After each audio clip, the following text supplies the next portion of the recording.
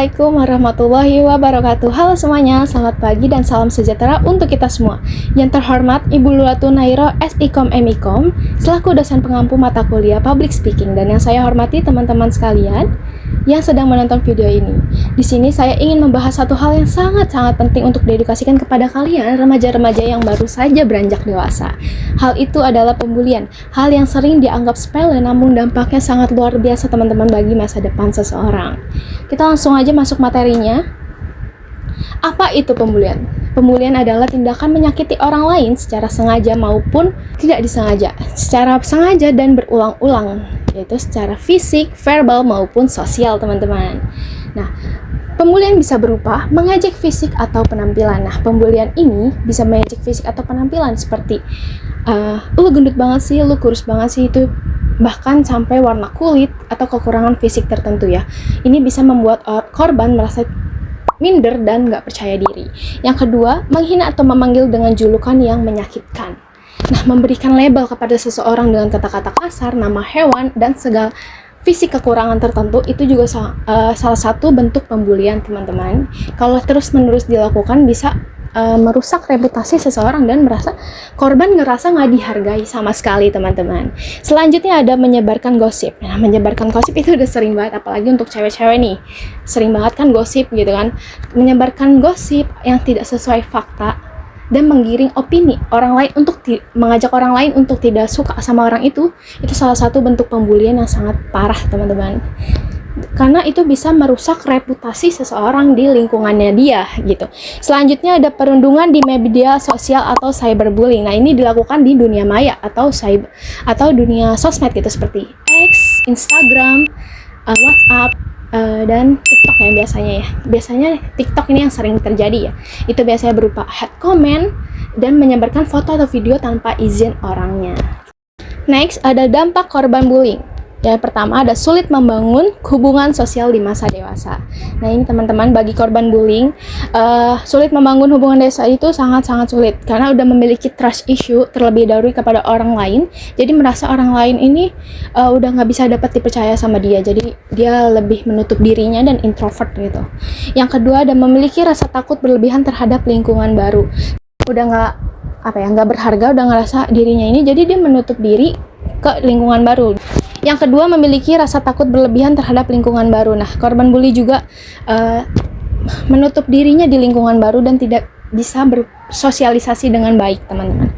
Yang ketiga, ada mengalami kesulitan dalam dunia kerja karena kurang percaya diri. Nah, biasanya kalau orang-orang yang sering dibully, dia tuh lebih cemas atau takut, ngerasa kalau misalnya dia punya opini atau ngerasa punya dia punya pendapat yang baik gitu, tapi dia lebih menutup dirinya karena takut salah, dia takut disalahin, jadi lebih mendem atau lebih kayak yaudah deh gue diem aja, takut salah gitu. Jadi kalau korban bully ini lebih menutup dirinya berpendapat gitu.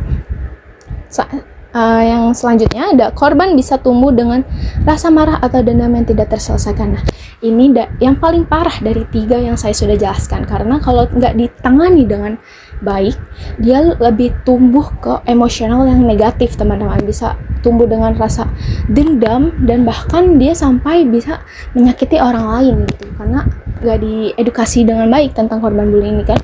Dia udah ngerasa dirinya udah nggak ngerasa dirinya berharga, jadi dia tumbuh dengan rasa emosional yang negatif, teman-teman. Jadi kita harus segera ditangani dengan baik kalau ada yang dibully gitu.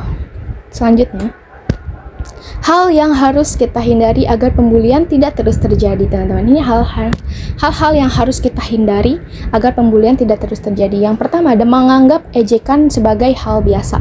Menganggap ejekan sebagai hal biasa itu sama aja kita menindaklanjuti pembulian gitu. Pembulian terus-terusan terjadi. Makanya kalau misalnya ada yang dibully atau bahkan dikatain, kita nggak boleh diem aja, teman-teman. Jadi nggak boleh menganggap hal itu biasa. Kita harus stop di situ gitu. Harus kita tegur orangnya yang pembulian itu gitu. Yang kedua ada membagikan konten yang mempermalukan orang lain.